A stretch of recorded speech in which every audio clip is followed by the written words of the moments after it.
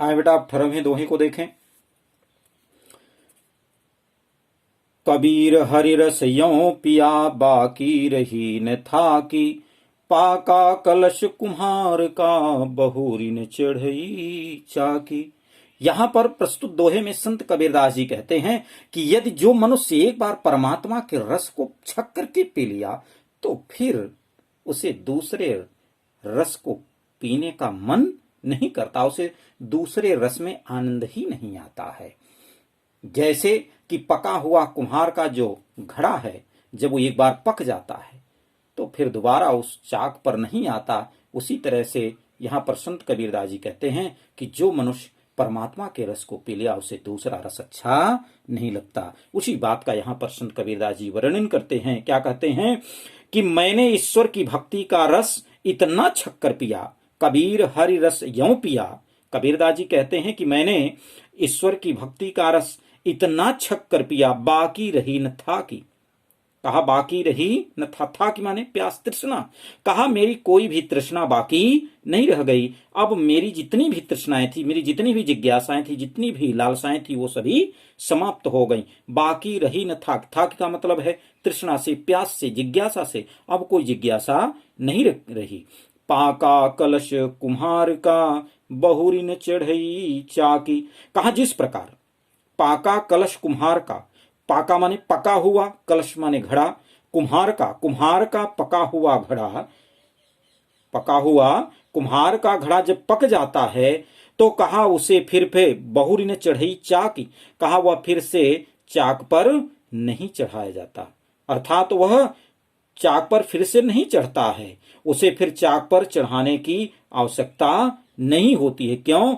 क्योंकि जब वह एक बार पक जाता है तो दोबारा उसे चाक पर चढ़ाने की आवश्यकता नहीं होती। ठीक उसी प्रकार, ठीक उसी तरह से मेरे मन में अब कोई सांसारिक लालसा, जिज्ञासा शेष नहीं रह गई और ऐसी स्थिति में आकर मैं इस आवागमन के चक्कर में, अर्थात जो संसार का आने जाने का जो जन्म मरण का भाव है, मैं उससे भी मुक्त हो गया, अर्थात मुझे मोक्ष की प्राप्ति हो गई।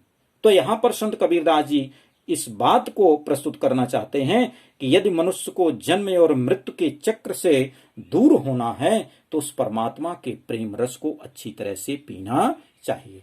और सामान्य उदाहरण में बेटा, हम लोग किसी भी कार्य को यदि अच्छे से करते हैं तो फिर उस कार्य को करने की जरूरत नहीं होती है। तो चाहे वह भक्ति का हो, चाहे वह पढ़ाई का हो, चाहे वह किसी कार्य का हो, यदि हमें करना है तो मन लगा करके करना है। ऐसा संत कबीरदास जी इस दोहे के माध्यम से हम सबको ज्ञान देते हैं। इसमें बेटा काव्य सौंदर्य देख लें, भाषा इसकी सधुक्कड़ी है और जो रस है वह शांत है, क्योंकि परमात्मा के परम आनंद की प्राप्ति होने के बाद हमें निर्वेद हो जाता है। छंद दोहा है और अलंकार में रूपक है, श्लेष है और अतिशयोक्ति, इन 3 अलंकारों की प्राप्ति होती है। आइए 18वें में देखते हैं।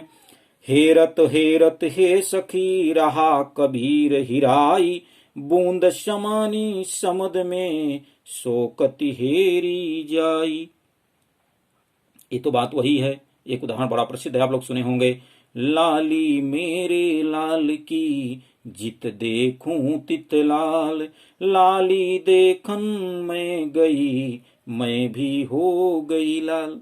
मैं तो ढूंढने गई थी लाल को और मैं भी वह लालमय हो गई, मैं उसी परमात्मा में विलीन हो गई। यहां सखी का भाव जीवात्मा से है।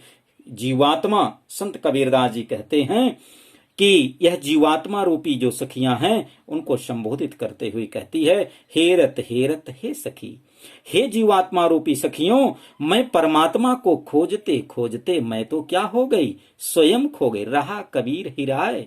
कबीरदास जी कहते हैं कि मैं तो, यह जीवात्मा रूपी जो सखी है वह स्वयं उसमें खो जाती है। यह परमात्मा के ध्यान में, परमात्मा का ध्यान करते करते वह अपने अस्तित्व को नष्ट कर देती है, अर्थात वह परमात्ममय हो जाती है।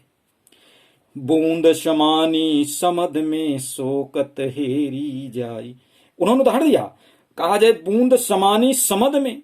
कहा जैसे जल की बूंद समुद्र में समाहित तो हो जाए तो सो कत हेरी जाए, तो फिर क्या उस बूंद को हम खोज सकते हैं। तो इसलिए कहते हैं ना कि जीव परमात्मा का ये अंश है, ईश्वर अंश जीव अविनाशी। ये जो जीव है वह क्या है, परमात्मा का अंश है, और ये परमात्मा में मिल गया तो फिर आप कैसे ढूंढ पाएंगे इसको। तो यहां पर वही कहा, बूंद समानी समद में, समद माने समुद्र में, जब जल की बूंद समुद्र में समाहित हो जाती है, गिर जाती है, तो सो कत हेरी जाए, तो उसे किधर ढूंढा जाए। कहा फिर उस बूंद को हम ढूंढ नहीं सकते। उसी तरह से जब यह जीवात्मा परमात्मा में परमात्मा में मिल जाता है, तो फिर इसे कहीं पर ढूंढा नहीं जा सकता है। तो यहां पर बेटा समुद्र का भाव परमात्मा से है और बूंद का भाव जीवात्मा से है। जब परमात्मा में यह जीवात्मा मिल जाती है तो फिर इसे कहीं ढूंढा नहीं जा सकता है। तो यहां पर जो अलंकार है बेटा वह दृष्टांत है और पुनरुक्ति प्रकाश, हेरत हेरत, तो यहां पर पुनरुक्ति प्रकाश की बात है और अनुप्रास भी है।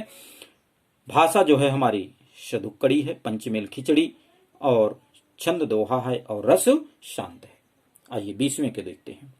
कबीर यहूं घर प्रेम का, खाला का घर नाही, शीस उतारे हाथी करी, सो पैठे घर माही।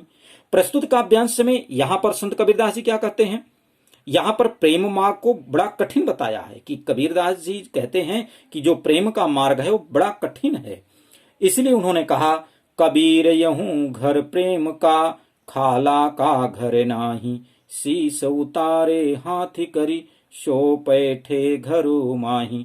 कबीरदास जी कहते हैं कि यह घर तो प्रेम का है।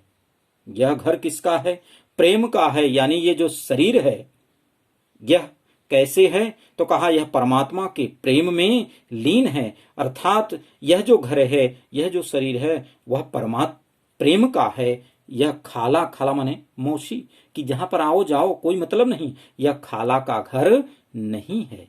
जहां पर कोई सरलता पूर्वक आसानी से आ जा सकता है, कहा यह वैसा घर नहीं है, यह दुष्टों का घर नहीं है, यह प्रेम का घर है, और प्रेम का घर बड़ा कठिन होता है। आगे क्या कहा, शीस उतारे हाथी करी, कहा शीस उतारे हाथी करी। इसमें जाने के बाद, अर्थात इस प्रेम मार्ग पर जाने के बाद इसमें जाने के लिए व्यक्ति को सिर काटकर, सिर उतारे हाथ करे। जैसे कि रावण परमात्मा के भक्ति में अपने सिर को काट करके बार बार यज्ञ में आहुति कर देता था, तो कहा कि इस प्रेम मार्ग में अपने सिर को काट करके हाथ पर रखना पड़ता है। असो पैठे घर माही, कहा तब कहीं उसमें प्रेम का प्रकाश होता है, अर्थात उसमें प्रवेश करने का वह अधिकारी होता है। सो पैठे घर माही, पैठे माने घुसने का, उस घर में प्रवेश करने का, माही माने शरीर को, कहा इस शरीर को उस प्रेम में घुसने का अवसर प्राप्त होता है। भाव यह है कि जब साधक अपने अहम भाव को पूरी तरह से मिटा देता है, नष्ट कर देता है, तभी वह ईश्वर के प्रेम को प्राप्त करता है, अन्यथा नहीं प्राप्त कर पाता है। यहां पर बेटा भाषा जो है वह सदुक्कड़ी है, अलंकार व्यतिरेक है और रस शांत है। छंद जो है वह दोहा है। ठीक है बेटा।